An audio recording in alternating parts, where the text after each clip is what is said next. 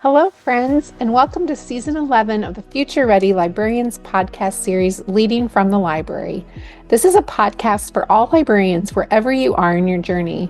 It is filled with amazing guests, important topics, and engaging conversations that will inspire, engage, and support all of us as future ready librarians. I am your host, Shannon McClintock Miller. I am the district teacher librarian at Van Meter Community School in Van Meter, Iowa, and serve as the Future Ready Librarians Leader. I have the pleasure of working within my library and school community and also with others around the country and world through Future Ready Librarian events, conferences, consulting, writing, and more. I am honored to bring these voices and the work of others to our podcast and to all of you. Well, I'm really excited today to welcome my guest. I just recently was in Nashville and got to see Katelyn. And so I'm very excited for all of you to meet her because we're going to talk today about EL learners in the library. But first, we're just going to kick it off by having you introduce yourself and tell us a little bit about yourself. Sure. My name is Katelyn Jernigan, and I live here in Nashville. We just had our summer Future Ready Librarian Summit, and so I saw Shannon again. But I teach at a pre-K through fifth grade elementary school on the Oh, south side that's of town. awesome. So this is my 10th year in that position, which is crazy to think about, but and that's the only school I've ever been a librarian at. So that's been really Oh, that's fun. great. We My very first year at that school, we were in an old building and we knew we were getting a new building for our second year. So I kind of got to open that building, open that library. So it's like mine. I don't want to give Oh, it up, but so I really have enjoyed cool. getting to Yeah. make it mine. Well, and I think that's so neat too, because tell us a little bit about your school. And as we were getting ready for our podcast today, I read some of the information that you shared just about, first just by telling people what an EL learner is, if people are wondering that. Yes. So an EL learner, there's kind of a lot of different names for it. So EL learner is just an English learner. So any kid that is learning English, any kid whose first language is or their home language is not English. So some people call them ELL, ESL, ESOL, which is let's see, English speakers of other I don't know. There's a lot of different Yeah, names. a Multilingual lot. learner is another one. So they all kind of mean the same thing, and it's just kids who come to school knowing very little English because they don't speak it at home. Well, and your kids at your school, just talk a little bit about all of the students that you have. And I find it just so fascinating, all of the EL students and the different languages that they speak as well. Yes. So my school, we have about 650 students. I should have checked today. It could be more than that because we got like three new kids today.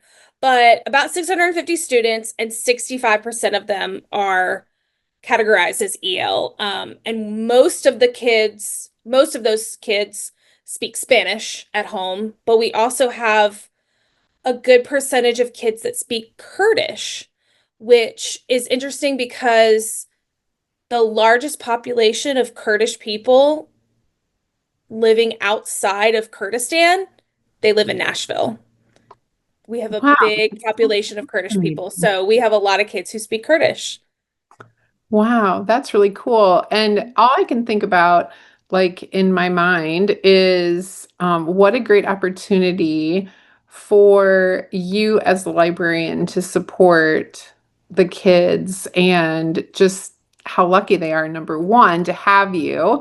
But I think first, just about the strategies that we can do as librarians that you have done to make the library a welcoming place for all of our learners, especially these kids who are EL students? Yes.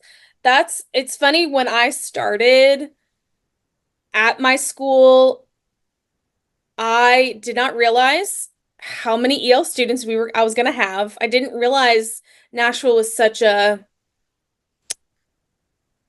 I mean, it is a really diverse place, and I just didn't realize it when I moved here because I'm not originally from Nashville. And so when I moved here, I was like, oh my gosh, what am I gonna do? And so since we have such a high EL population, we have a lot of teachers who are EL certified. A lot of our teachers have taught in this district before, and so they were very knowledgeable. And so I really used them a lot when I first got started. But one of the things that they've taught me is like, what's good for EL kids is good for all kids. So even the ones who are, learning English, the ones who are the youngest or like can't read well, like all of those kids can benefit from the strategies that we use for EL kids. Um, but a lot of the things that I do, um, it's some of the things I do. I'm like, I didn't even realize that this was good for EL as well. So, um, just making the place really welcoming all the kids. If you know any words in their native language, saying hello, saying hola, saying whatever language they speak, just knowing a little bit goes a long way. They Yeah. might try to talk to you in that language and you're like, oh, I can't I can't do that much. I can do just a little bit, but that goes a long way. Just even saying hello in something that's Yeah. familiar. I bet too, one thing I always think about, especially this time of year, is, and this is for all students, knowing their name and how to pronounce it is a That huge is that thing. is so That's, tricky sometimes because some like they'll come to school and they know their name. It may not always match what's on the roll. Or it may be a nickname. They may not know their whole name. That's honestly the trickiest part. Like the first day is always so crazy because I even remember like this year we had two kids named Jonathan in the same class, but one Jonathan went by his middle name and the other one didn't. And so they had them backwards, and we were trying to figure out where this other kid belonged. And he belonged in that class. It was just a mess, but we figured it out. It just took a while because we do have a full-time translator at our school, which is helpful, but I know that's not always the case for all schools, especially if you have a lower population of students that speak a certain language. Like we have a lot of students who speak Burmese, and we do have a translator that comes, a couple times a week for a couple hours. And then we have some students who speak Arabic and a couple other languages that I can't think of off the top of my head, and we do have a lot of translators in our district, but we are a large district, and so that yeah, we're really fortunate to have a lot of translators for that's so when we great. run into problems like Yeah. we don't know who this kid is, we don't know their name, we don't know, what's going on. So, Well, and I'm sure that's really important too. I think often about, and I was actually just in Nantucket last week with my library friends there, and looking at their great collection that they had of books in other languages.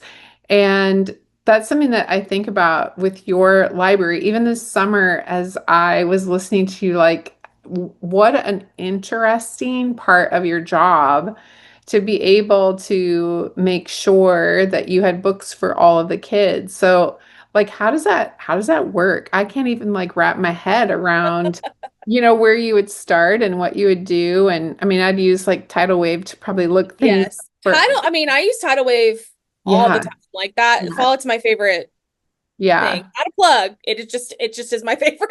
yeah. And Tidal so, Wave's awesome. yes, and so they do have a lot of titles in Spanish, And most of the titles that they have are like the things that are really popular. So, Elephant and Piggy, they have Yeah, all those in Spanish. They have Dog Man in Spanish. So, like, usually finding the really popular stuff in Spanish is pretty easy.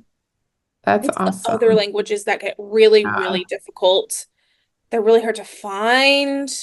We have a great partnership with our public librarian, so we get some money from them, and they're able to find books that are harder to find because they have more resources. And so sometimes I'll ask them for certain books because I only have like one or two books in Kurdish, only one or two books in Burmese. Like I really don't have a lot because there just isn't a lot. Oh, hello. That's my cat. This is Sammy. Say hi, hi. Sammy. He likes to make an appearance sometimes. But yeah, there's just not a lot because there just isn't a lot. And so I do what I can to find what I can.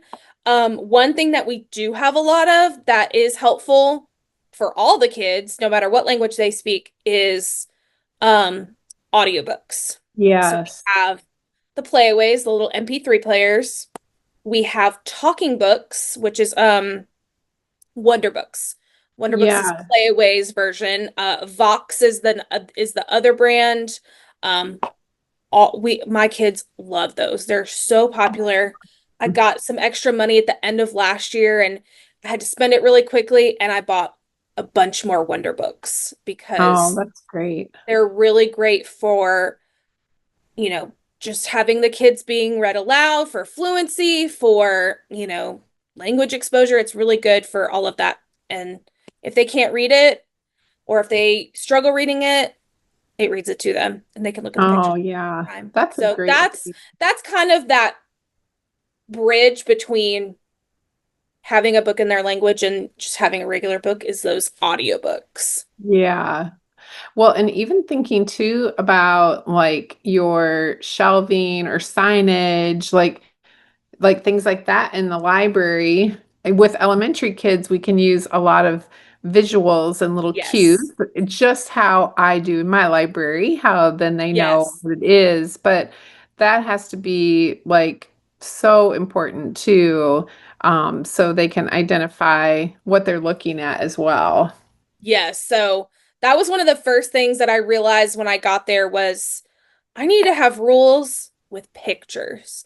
And so Yes. that's like one of the first thing I did. I was like, okay, what are my rules? What do I think is important? What do I want the kids to remember? And then I made posters with pictures on them. And so that's been really helpful. They recognize it. They know what to do. Um, so that was like the first thing. So I have one for like regular library rules, and then I have the same thing for book rules. So no water, no food, put your books in your backpack, things like that. So that was kind of the first thing that I realized I was going to need was visual rules. And then I Yeah. also have a lot of visual signs. Like I'll have, all my Eric Carle books. I have a sign that has the caterpillar. So they all know that the caterpillar books and all those books that are like it, those are all right there. All of the food group books, they're all together. All my nonfiction signs have like pictures of, all the space books are here, so it's all the different planets and the sun and all that stuff. So it helps me too. Yeah. I mean, that's Like great. Then you can look what's over good for there. one learner is good for all learners. So, Oh, I yes, agree. and we That also is have key. the label stickers on the side of some of Yeah. our books. Not genre-fied necessarily, but like all my Spanish books have the red and yellow sticker. Because Yeah. sometimes if I'm not paying attention, it's going to go back on the regular shelf. But it's got Yes. that sticker, and so I'm like, oh, that's a Spanish book. It needs to go with the Spanish books because they're much easier to find when they're all Yeah. together. Yeah, that has to make it easy. Well, and I think it would be so fun too, just to have the kids learn from each other as well about their different languages. And so, like, what a neat thing to have them sharing books and seeing also and being, supportive and welcoming to their friends in their classrooms. And when I think about like, what we do in our library with story time or using, different things for our lessons, I would love to hear like little tips and tricks on, I bet that you just pull out all the stops and make it extra fun and interactive. I don't know about all that. I mean, I do sometimes, but different voices and Yeah, novel effect is I love novel effect. so It's my great. favorite thing. It's like the one thing I splurge on. Like I buy it myself because the kids love it so much. Like even last week I was reading, what was I reading? I was reading to second grade. I was reading The Librarian from the Black Lagoon. Oh, yeah. I'm like, okay, we're gonna read The Librarian from the Black Lagoon. Like what does that mean? All that stuff. Does it have sounds? No, friends, I'm so sorry. This one does not have sounds. I Oh, promise next week I'll pick a book that has sounds instead. So they this love week we're novel reading The effects. Library Fish and it has sounds on novel effect. I But love the they library fish. Yeah. yes, but they know how much I love it and they've become lovers of it too. And so that helps a lot. Having that music and having those background sounds helps a lot. Motions and gestures, like kindergarten, we sing a little bit. I don't sing very well, but I But I try to bet they sing like still a love it. little bit of a Yeah. song. We do like we're reading about pigeon this week for kindergarten, and so we're doing like a pigeon song, or it's not really a pigeon song. It's like a brain break that I found on YouTube that's like dodging the bus and jumping and Oh, that's things like fun. that. So just trying to get them a little bit interactive, but also get them moving because some of those kids need a little bit of that movement. And so I have them for an hour, which is a long time for those little ones. Yeah, that is. Yeah, get them But moving and and it's just fun because again for all kids that's so good, but having them be able to participate together mhm, is just a really great thing too. It makes library so fun. yes. Oh, well, and I'm sure that you get, yeah, as you said, a lot of support from translators and your public library and other places. But for people who are listening who may also have populations of higher populations of EL learners, maybe you can give us some ideas on where to get extra supports too. So a lot of there's a few things that we have like embedded into our technology, if you will. So we're a Microsoft district, and Microsoft has Immersive Reader. So it will read, Word documents, PowerPoints. You can add captions to your PowerPoints. If you have kids that can or like need that extra reading support, or I guess on videos, you can add. So that's something that you can do. And then subtitles on videos and presentations. um we have our communications app. We use Remind. All of those, I think all of the ones like that, like Talking Points, Class Dojo, all of those, I think they all translate messages into whatever Wow, language the parent sets up. So you can send it in English and they can read it in Spanish. They send their response back in Spanish and we can read it in English. So that's pretty cool. that's super helpful.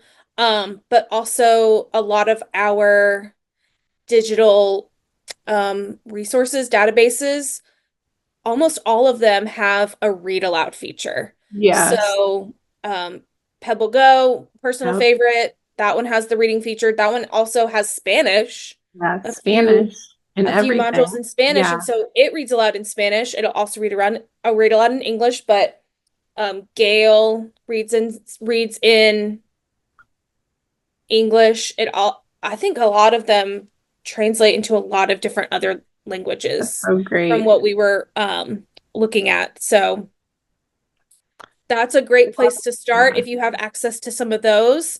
A Mhm. lot of the state library systems have access to that. Like we have TEL in Tennessee, Tennessee Electronic Library. I know Alabama has the Alabama Virtual Library, so I think pretty much every state has some sort of publicly funded library something for Yeah. and that has like virtual resources. So that's a great place to start. Um, I mean, I talked to my district's department. I mean, if your district has any EL kids, there's got to be somebody at the district that is making sure those students get the services that they need. Yeah. So that's a great place to start. Um, and there's a few things on, well, I don't know if the U.S. Department of Education website still exists, but that's where I got some information in the past. I should have looked that up. I don't know if it's still there or not, but Yeah, DC that's Public great. Schools That's has a lot of stuff. Mhm. Um, my state department had stuff, so you could also check with your state That's department. awesome. Yeah. And then there are two tests that the kids take at the end of the year, February or March. One is WIDA and the other is ELPA. So they Of also have resources for course. supports, um, the proficiency levels, like where the kids kind of fall on this like ladder of English proficiency. And so that can also help um, with some information too. Yeah, that's great. Well, and I think it's so interesting now how many digital tools like Book Creator, Mhm. Storyboard That, how they can be translated. Like the kids can write a book and then translate it into their language is amazing. Like, Yes, our so EL teachers use Book Creator a lot for I making absolutely all kinds of love that. things. It Yeah. is the coolest. And it just means so much to our kids. And so I think that is so neat. Well, you have so many ideas. And I'm sure that people are probably wondering too if you're online so they can follow you if they have any questions. I'm online a little bit. I used to do a lot more Twitter, but I don't do Twitter. Like everybody's kind of moved from Twitter. So, I am on Instagram at Jernigan Librarian. I haven't really posted all that much recently. I'm more of a lurker. I look at Okay. I look at everybody else's stuff. Okay. Um, I have a TikTok. I don't really use it. I mostly lurk on that one too. So I won't give you my TikTok because I don't Oh, even remember I love what it it. is off the top of my head. But I also have an email. So if you have any questions, you can email me. But it's jerniganlibrarian@gmail.com. Oh, thank you. That's awesome. Well, you're just doing amazing things, and those kiddos are so lucky to have you. And being a librarian is the best job in the world. And so It is the being able best. to work with all of our kids and making them feel so welcome is just a real inspiration. So thank you for sharing your story and all kinds of tips and resources for us too. I really appreciate it. You're welcome. Thanks, Shannon. You're awesome. Have a great year, and I'll talk to you Thanks. soon.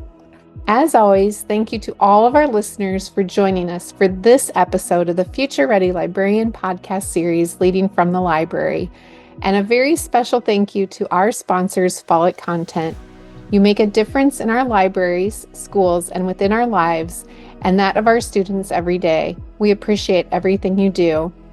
I hope you can take what you learned in today's podcast and put it to use within your practice as a future ready librarian. If I can support you in any way, please feel free to reach out to me on Twitter or X or Instagram at Shannon M. Miller or at my email at shannonmcclintockmiller@gmail.com. I am always happy to help and support each and every one of you. Until next time, friends, keep finding ways to lead within and from your library.